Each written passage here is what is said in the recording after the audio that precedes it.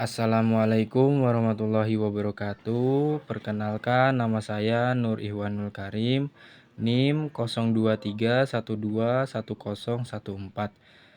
Program Studi Pendidikan Guru Madrasah Ibtidaiyah semester 1.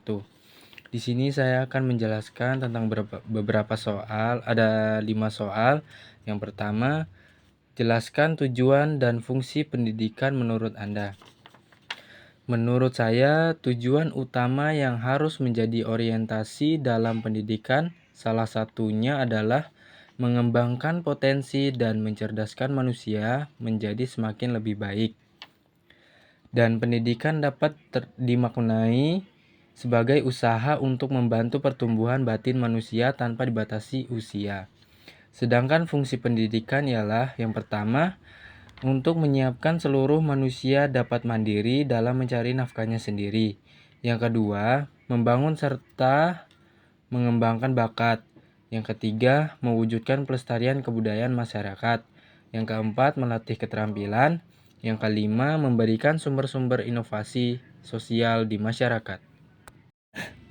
Dan saya akan menjelaskan soal nomor 2 tentang jelaskan minimal 5 landasan pendidikan yang telah Anda pelajari.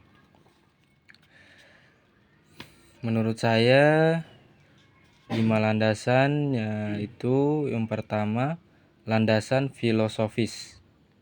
Landasan filosofis merupakan landasan yang berkaitan dengan makna atau hakikat pendidikan.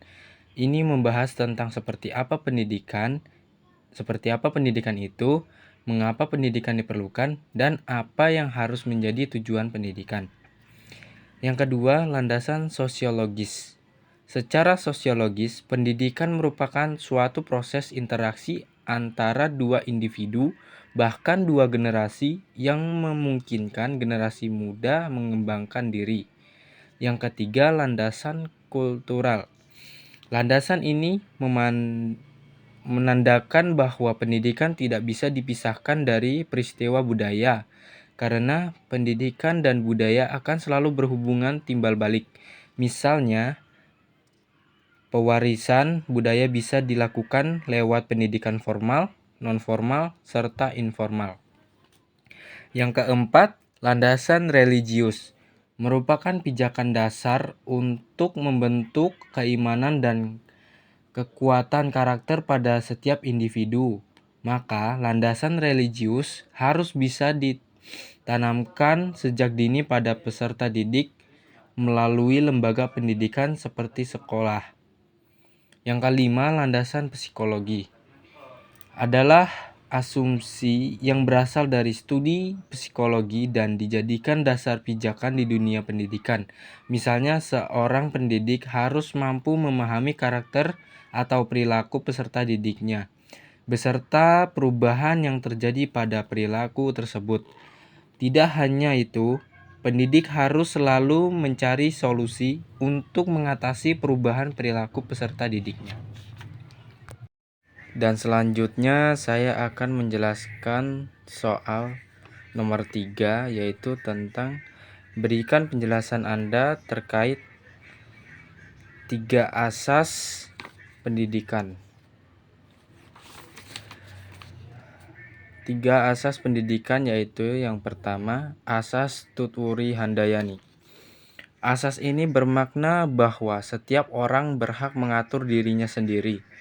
Dalam kegiatan pendidikan, peserta didik diberi kesempatan untuk mencari, mempelajari, memecahkan masalah sendiri tanpa selalu harus dicampuri, diperintah, dan dipaksa. Yang kedua, asas belajar sepanjang hayat, yakni pendidikan tidak mengenal masa muda dan masa tua. Maksudnya, berlangsung sepanjang hayat, yang terjadi di mana saja, kapan saja, bagi siapa saja, dengan apa saja, dan belajar apa saja. Yang ketiga, asas kemandirian dalam belajar. Kemandirian dalam belajar diartikan sebagai aktivitas belajar yang berlangsung lebih didorong oleh kemauan sendiri, pilihan sendiri, dan tanggung jawab sendiri dari pembelajaran. Dan saya akan menjelaskan soal nomor 4 tentang jelaskan 5 pilar pendidikan yang telah Anda pelajari. 5 pilar pendidikan. Yang pertama, belajar untuk mencari tahu. Pilar ini menuntut peserta didik untuk mengikuti perkembangan zaman. Mereka harus mencari tahu apa saja penemuan dan alat terbaru yang bisa dimanfaatkan demi pendidikan. Contohnya seperti mencari tugas dan jawaban soal menggunakan internet. Yang kedua, belajar untuk mengerjakan. Setelah melalui tahapan belajar, setiap peserta didik diminta untuk mengerjakan beberapa soal terkait materi yang telah diberikan.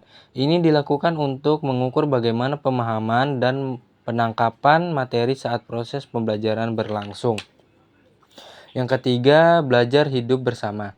Dalam kehidupan global, kita tidak hanya berinteraksi dengan beraneka kelompok, etnik, daerah, budaya, ras, agama, kepakaran, dan profesi, tetapi hidup bersama dan bekerja sama dengan aneka kelompok tersebut. Agar berinteraksi, berkomunikasi, bekerja sama, dan hidup bersama antar kelompok, dituntut belajar hidup bersama. Tiap kelompok memiliki latar belakang pendidikan, kebudayaan, tradisi, dan tahap perkembangan yang berbeda. Agar bisa bekerja sama dan hidup rukun, mereka harus banyak belajar hidup bersama, being sociable, atau berusaha membina kehidupan bersama. Yang keempat, belajar berkembang utuh. Pilar ini berkaitan dengan tuntutan kehidupan yang semakin kompleks, sehingga dibutuhkan suatu karakter pada diri individu.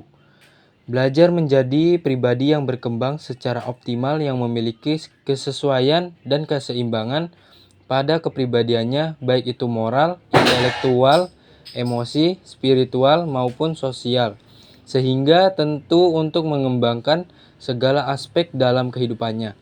Terlepas individu tersebut akan menjadi siapa dan apa pekerjaannya, yang penting adalah dia menjadi sosok yang unggul. Yang kelima, belajar untuk memperkuat keimanan, ketakwaan, dan akhlak mulia.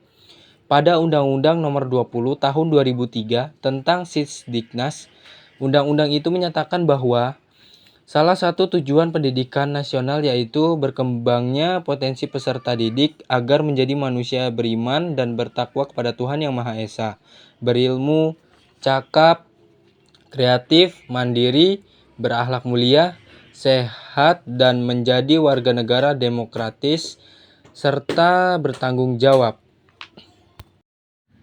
Dan selanjutnya saya akan menjelaskan soal nomor 5 tentang jelaskan terkait penyelenggaraan sistem pendidikan di Indonesia. Sistem pendidikan di Indonesia ada 4, yaitu yang pertama struktur pendidikan.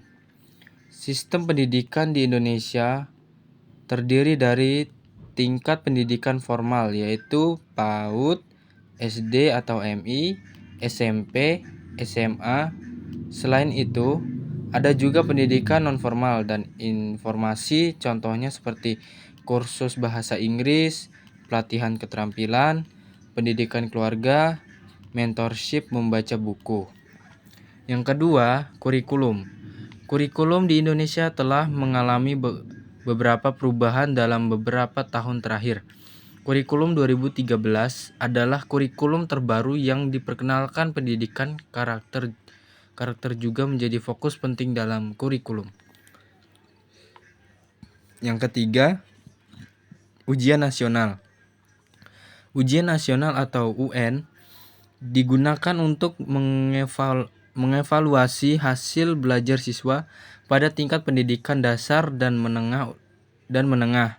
Namun, ada kebijakan untuk menggantinya dengan sistem evaluasi yang lebih berkelanjutan. Yang keempat, pendidikan vokasi. Pendidikan vokasi atau SMK menjadi semakin penting dengan peningkatan penekanan pada keterampilan dan pelatihan kerja. Mungkin itu saja pembahasan yang dapat saya sampaikan dalam 5 soal tadi.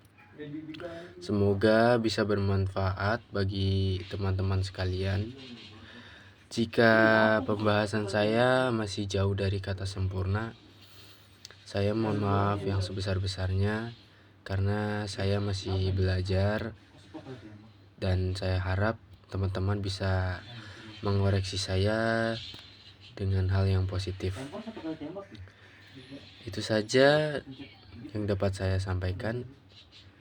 Jika ada salah kata, lebih dan jika ada kelebihan dan kurangnya dalam penyampaian saya, mohon maaf yang sebesar-besarnya. Terima kasih telah menonton video saya. Jangan lupa di like, di share, komen, and subscribe. Terima kasih. Saya pamit undur diri. Assalamualaikum warahmatullahi wabarakatuh.